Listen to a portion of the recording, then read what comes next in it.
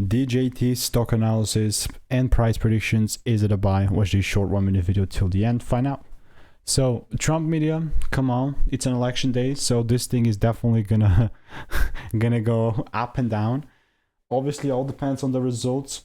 It's gonna be even more interesting the next upcoming days until we actually finish with those elections, because we know Nevada takes a lot of time to freaking count the votes.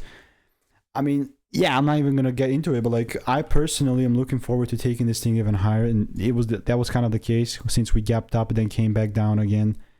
And I would say that my bias on this is definitely still gonna sit still and be bullish, but bro, like, unless I see my confirmation here, and I don't even think I'm gonna get the confirmation just because of the elections going on and stuff, but bias on this is quite bullish. Only really gonna get in myself if there is like a decent double break. Other than that, I'll continue to keep you updated. So if you want to learn to make more money by taking less trades, click the first link in the description, and I'll see you in the next one.